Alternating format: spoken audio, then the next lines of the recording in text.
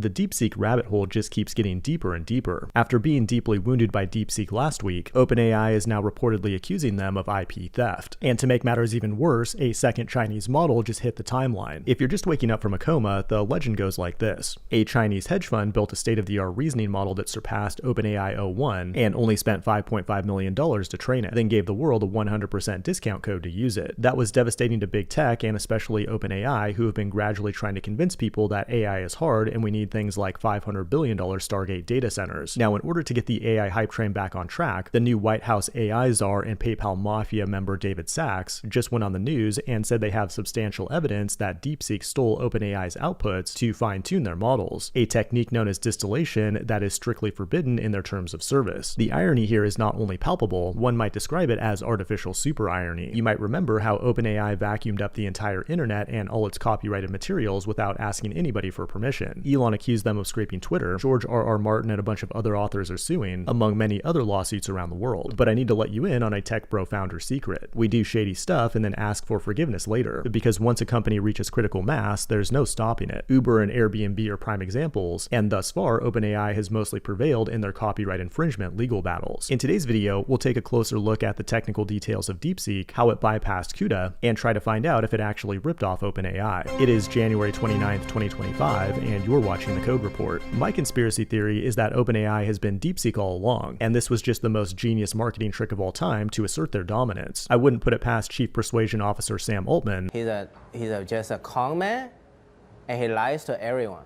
But now, OpenAI and Microsoft are accusing DeepSeek of distillation, where you take one big expensive model like 01 and use its outputs to transfer knowledge to a smaller model. Thus far, they haven't provided any hard evidence, but there are screenshots like this going around the internet where DeepSeek provides a response that should only come from ChatGPT. That's not a smoking gun though, because this type of content is all over the internet now, so DeepSeek could have learned it organically. However, Microsoft, which provides the servers for much of OpenAI's compute, said they observed someone in China extracting large volumes of data from the OpenAI API, and they believe these accounts may be linked to DeepSeek. In other words, DeepSeek is basically Robin Hood stealing from the rich to give to the poor. Distillation generally provides better results compared to reinforcement learning, where you actually feed the model new data with a reward function. Distillation is not controversial, and DeepSeek has models distilled from Llama and Quen. In fact, you can even distill OpenAI models as long as you don't use the API to build a rival model, and that appears to be the root of OpenAI's beef. And get this, Alibaba just released Quen 2.5 Max just minutes ago, and although it's not a reasoning model, it's an open model that beats DeepSeek v3, Claude, and GPT-4o on these benchmarks. And not only that, but yet another Chinese model called Kimi K1.5 just came out and apparently beats OpenAI 01. We're now in a China versus China AI race with the United States falling behind. Meanwhile, Europe is focused on other technological innovations like bottle caps you can't take off. Many people have complained that DeepSeek is highly censored, but it's relatively easy to jailbreak if you're a senior prompt engineer. But speaking of irony, last year Midjourney accused Stability AI of image theft, but none of that matters now because DeepSeek also just released the Jana series models, which do diffusion-based image generation, and while the quality is not as good as Stable Diffusion or Midjourney, it's yet another open source model you can use commercially, and that's good news for humanity. But another interesting detail about DeepSeek is that it achieved 10x better efficiency than other models, in part by not using CUDA, Nvidia's proprietary platform for running code on a GPU. Instead, they used Nvidia parallel thread execution directly, which conceptually would be similar to building a website with assembly code, and is just another example of how cracked these DeepSeek engineers really are. Now, another major criticism of DeepSeek is that when you use it on the web, all your prompts, data, and keystrokes go to China. If you care about privacy though, you shouldn't be using the internet anyway. Instead, you should use it locally like I did in this video on my second channel. But the most important trend here is that open source is winning. That means if you're a developer, now is the time to start building products people love. And you can do that with a truly awesome open source tool called PostHog, the sponsor of today's video. It's like a Swiss Army knife to analyze, test, observe, and deploy better features. Its product analytics tool can help you understand your customers and build funnels. Its web analytics can replace Google Analytics, and Session Replay will help you understand how users actually interact with your app. Not to mention feature flags and UI experiments like A/B testing, just to name a few of the features. But most importantly, it's easy to implement thanks to SDKs for web, mobile, and server-side apps, with excellent docs designed for developers. Not only is it open source and self-hostable, but also has a fully managed, no card required free plan. Give PostHog a try with the link below. This has been The Code Report. Thanks for watching, and I will see you in the next one.